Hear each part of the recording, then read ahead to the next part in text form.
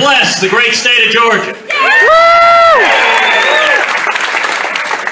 You know, Johnny and I have spent most of last month up in Washington, D.C.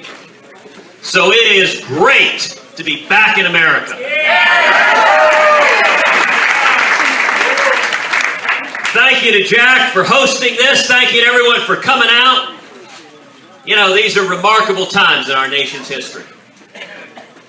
And just 3 weeks ago, a man was stopped after climbing the fence at the White House. Secret Service ran up to him. They said, "I'm sorry, Mr. President, you got 2 more years."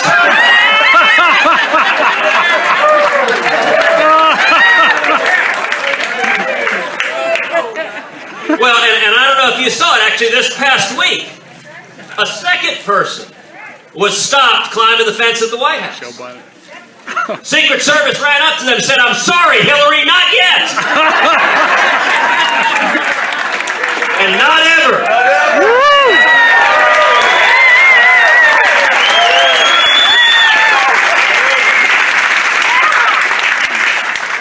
Y'all are here today because our country is in crisis. The threats facing this nation have never been greater. We are at the edge of a cliff. Most common thing you hear as you travel the country is men and women, they grab you by the shoulder, they look you in the eyes, and they say, "Listen, I'm scared. I'm scared for my kids. I'm scared for my grandkids. We are bankrupting this nation. And our constitutional liberties are under assault." Well, let me tell you, we are 10 days away from an election here in Georgia. We are 10 days away from a major battle to decide whether we're going to continue on the course we're on or whether we're going to change course. Now, there's a game that red state Democrats play. They come into states like Arkansas, like Louisiana, like Alaska, like North Carolina, like Georgia, and they say, "You know what? I'm not like those crazy Washington Democrats. I represent the values of this state." And let me tell you, every single time they say that, they're not telling you the truth. The modern Democratic Party in Washington, D.C. has become a radical and extreme party.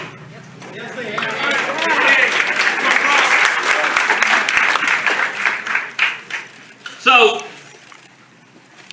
in Georgia, this cycle, we've got Jimmy Carter and Sam Nunn on the ballot.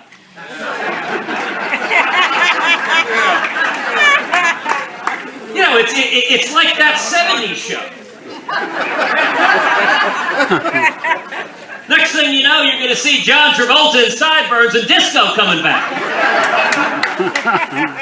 Well, you know, we tried that once. We saw stagflation. We saw gas lines. We saw hostages in Iran. We saw what happens when America doesn't lead. And I'll tell you, in this election, President Obama was real honest. He said, Barack Obama is on the ballot in every race in the country.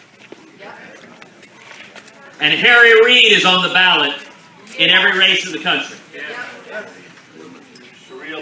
And we should be very, very clear. Michelle Nunn is Harry Reid.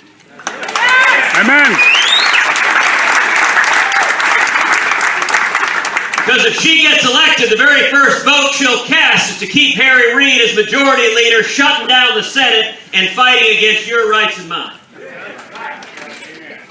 This election's about 3 things: jobs, liberty, and security.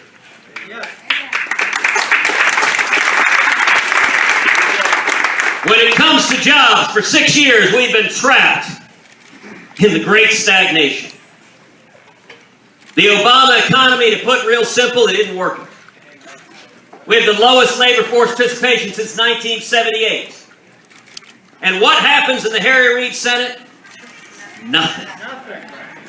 You know, there are over 350 bills the House of Representatives has passed, most of them with bipartisan support. And they're all sitting on Harry Reid's desk. He will not allow a vote.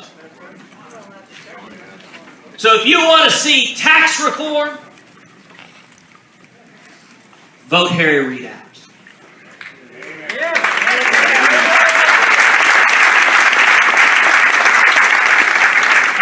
By the way, I'll tell you the simplest and best tax reform. We should abolish the IRS.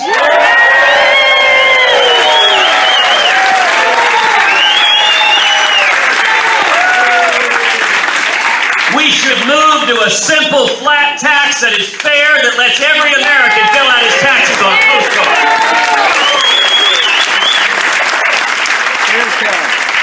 And you know what? There are 110,000 IRS agents. We ought to padlock the building and take every one of those agents and put them on our southern border.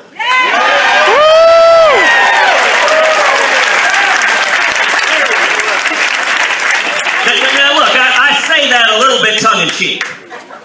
But think about it for a second. Imagine if you had traveled a long, arduous journey. You come through Central America, you come through Mexico, you cross the Rio Grande. First thing you see is 110,000 IRS agents. You turn around and go home too.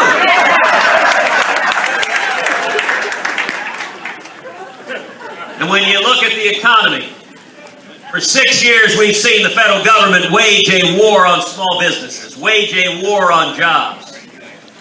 They have unleashed an army of regulators that have descended like locusts on small businesses. Only thing is, unlike the locusts, you can't use pesticides on the regulators. Although I said that once in West Texas, man in the back said, "Want to bet?"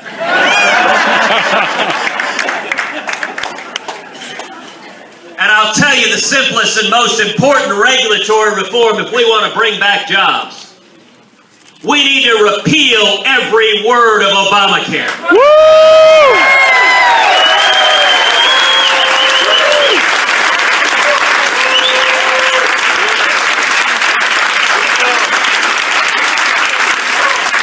The second big thing this election is about is liberty. We have never seen an administration more hostile to the Bill of Rights, more hostile to our liberty than the Obama-Reid administration. It's almost like they're going down the Bill of Rights trying to violate each and every one of them. We've never seen an administration so hostile to the Second Amendment. Now, I know nobody here cares about the right to keep and bear arms. Look, Georgia are fundamentally good people, and one of the things is, in Georgia, like in Texas, we define gun control as hitting what you aim at.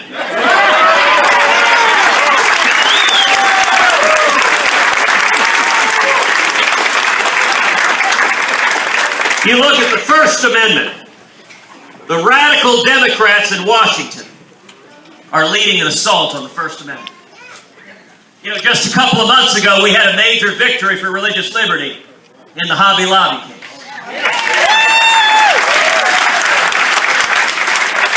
Where the Supreme Court said the federal government can't force a Christian company to violate its religious faith under Obamacare. Now that decision was 5-4. One justice changes, and the Supreme Court says your religious liberty can be taken away. And by the way, it's going to be the Senate in charge of confirming any Supreme Court nominee. So the question is, do you want a Harry Reid Senate or do you want a Republican Senate?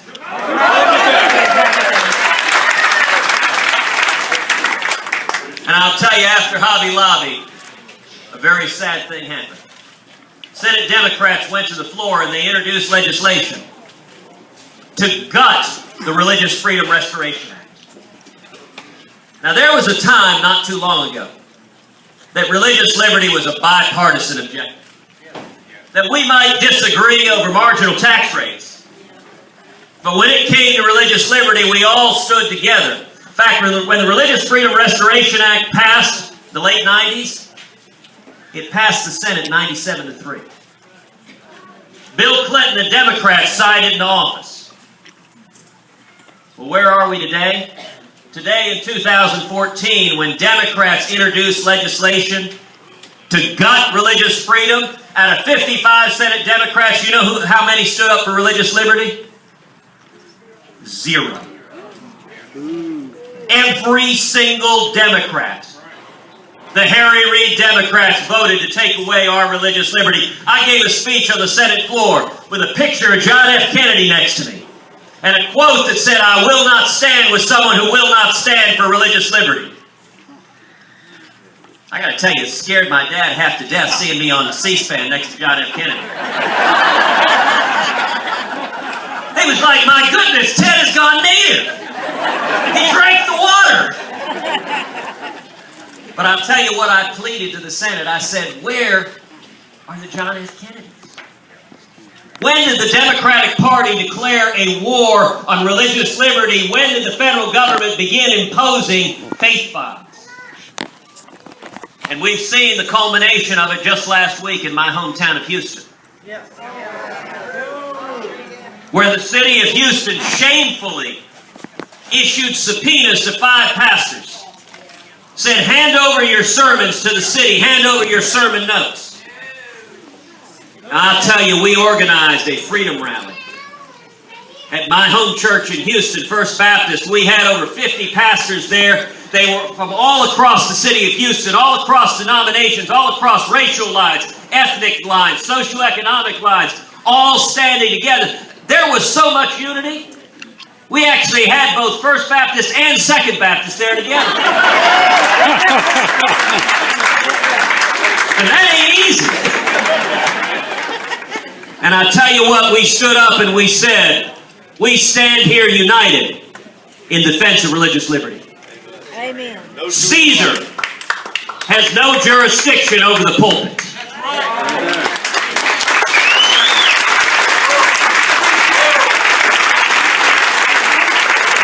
And when you subpoena one pastor, you subpoena every pastor. Amen. Amen. This race is about the fight for liberty.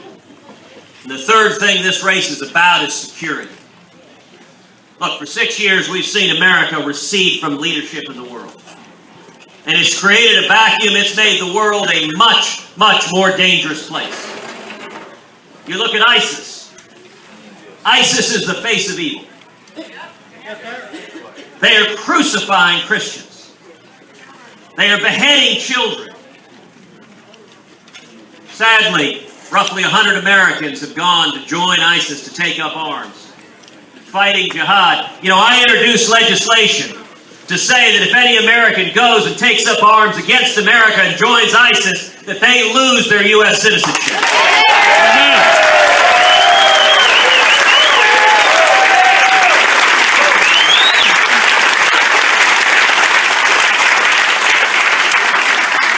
You want to know how radical and extreme the Democrats are? The Democrats stood up on the Senate floor and blocked that legislation. That's one of the things this race is about. Do you want Michelle Nunn to vote for Harry Reid and keep blocking legislation to protect this country? Or can we come together in a common sense way to protect Americans from those who would murder us?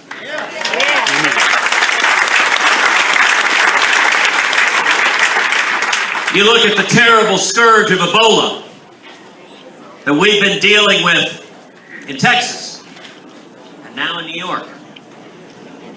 3 weeks ago, I sent a letter to the FAA asking, what steps are you taking to protect American citizens and to block commercial air travel from countries with active Ebola outbreaks? 3 weeks.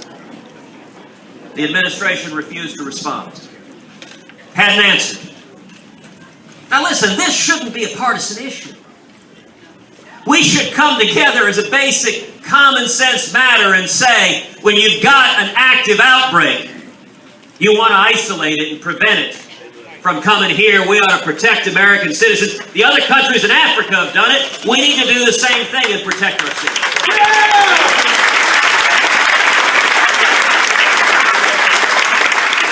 And when we talk about security, one vital security priority, we need to secure our borders.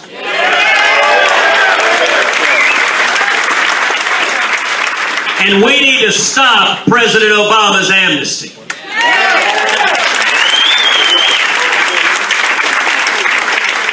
Now, I'll tell you, this summer I introduced legislation to make absolutely clear the president has no authority to unilaterally grant amnesty to millions of people who are here illegally. The House of Representatives took that legislation that I introduced, and the House of Representatives voted on it and passed it.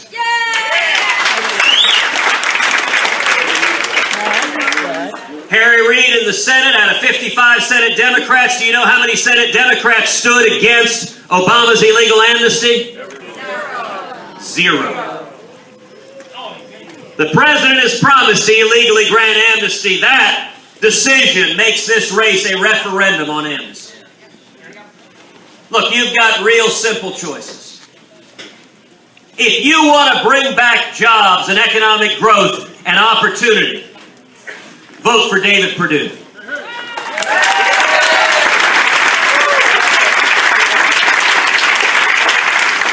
If you want to repeal Obamacare, vote for David Perdue.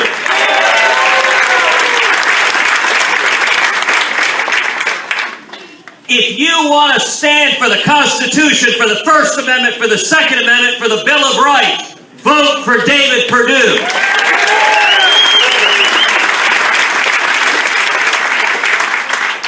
Now, there are a whole lot of national Democrats, a whole lot of liberal billionaires across the country who think Georgia's for sale. Michelle Nunn is telling folks, no, she's not with Harry Reid. Well, then why is he spending millions of dollars trying to elect her? Y'all are here for one simple reason. You understand Georgia is not for sale. Amen. And you want a senator who works for the citizens of Georgia and not for Harry Reid and Barack Obama and Mayor Michael Bloomberg.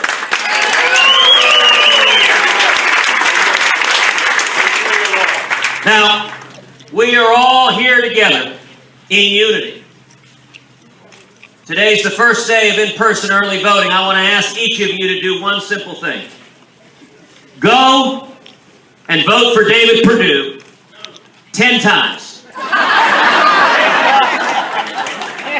Now listen, I'm not suggesting voter fraud. We're not Democrats. But let me tell you how you can do that. You can go this afternoon down to the polls and cast a vote.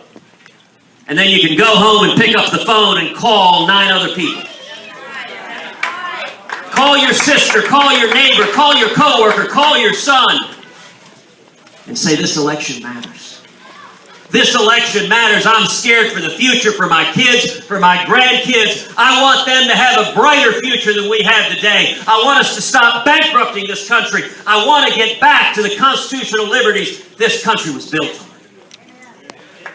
And if you get 9 people who wouldn't have otherwise voted to show up and vote, then every one of you will have voted 10 times for David Perdue and Nathan Deal, and Georgia will stay red, and we will turn this country around. Yeah.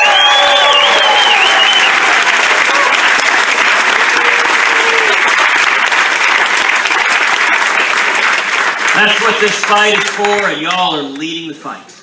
You're leading the fight. It is all turnout. It's not about the TV ads. It's not about the money. It's not about anything else now. It's about each and every one of you delivering 10 people to the polls. And if we do that, if we stand together, we will turn this country around. We will pull back from the cliff. We will bring back together that shining city on a hill that is the United States of America. Thank you, and God bless you.